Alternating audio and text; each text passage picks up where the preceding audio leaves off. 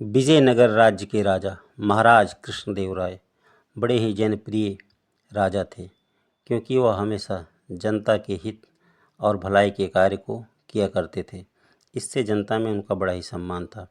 राजा अपने दरबार में योग्य और पढ़े लिखे बुद्धिमान लोगों का बड़ा ही सम्मान किया करते थे। राजा के दरबार में 8 विद्यमान लोगों का एक समूह था, जिसको अष्टश्रेष्ठ के नाम से जाना जाता था।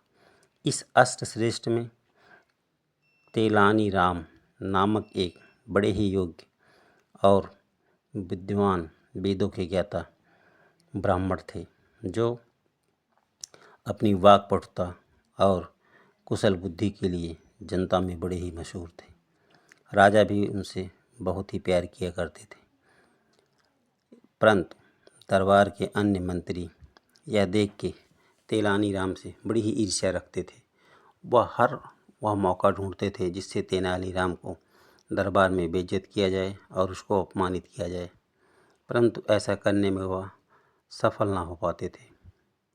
एक दिन मंत्रियों के समूह ने एक मंत्रणा की और उन्होंने राजा से जाके कहा, हे महाराज, तेनालीराम को आप हम लोगों में सबसे श्रेष्ठ और विद्वान समझते हैं और हम लोगों की उपेक्षा करते हैं। इस पे राजा कहते हैं, ऐसा सत्य नहीं है।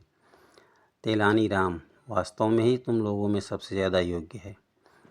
इस पे मंत्री कहते हैं, ठीक है महाराज, हमारे 2 प्रश्न हैं और इन 2 प्रश्नों को आप कल दरबार में तेलानीराम से पूछें। यदि तेलानीराम इन प्रश्नों का सही जवाब देता है तो हम मान जाएंगे कि तेलानीराम वास्तव में ही योग्य व्यक्ति है। राजा कहते हैं, ठीक है। अगली सुबह राजा दरबार में पहुंचते हैं और तेलानीराम से कहते हैं, हे तेलानीराम, मेरे पास 2 प्रश्न हैं, इनके जवाब आपको बताने हैं। यदि आप इसके सही जवाब देते हैं तो मैं तुमको एक बड़ी ही धनराशि इनाम के तौर पे दूंगा।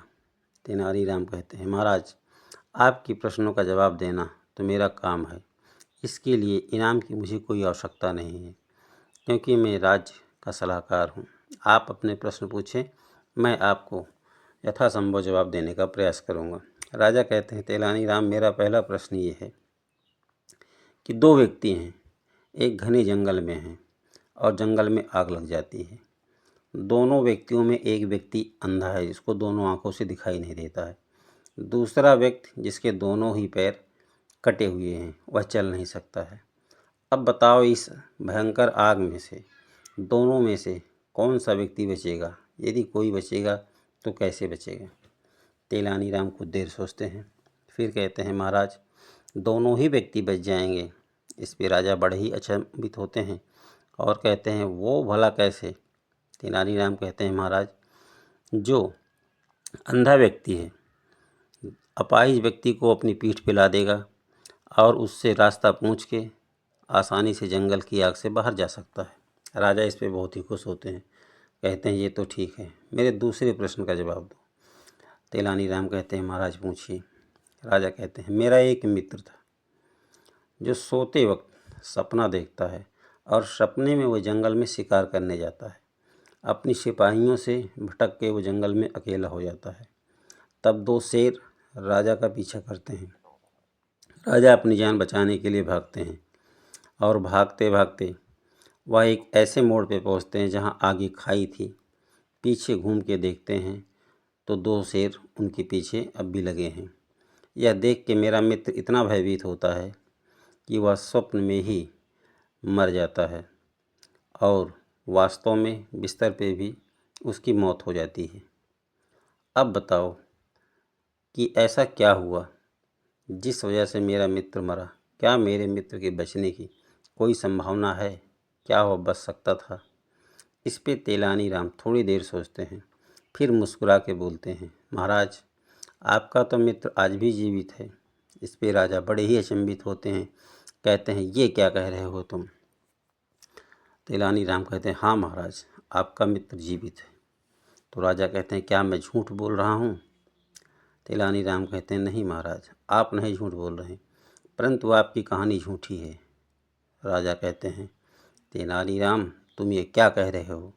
इस पे तेलानी राम कहते हैं, हाँ महाराज, यदि आपके मित्र की मृत्यु सपना देख के डर के कारण स्वप्न में ही हो गई, तो फिर ये सपना आपको किसने बताया? आपको इस सपने के बारे में कैसे पता चला कि आपके मित्र ने सोते वक्त कौन सा सपना देखा और उस सपने से डर से उसकी मृत्यु हो गई? इस पे राजा बहुत ही प्रसन्न होते हैं और तेलानी राम को इनाम के तौर पे स्वर्ण मुद्राएं देते हैं और कहते हैं, तेलानी राम, तुम वास्तव में ही एक विद्वान व्यक्ति हो और मैंने तुमको अपने राज्य में अष्टक में चुन के कोई गलती नहीं की है।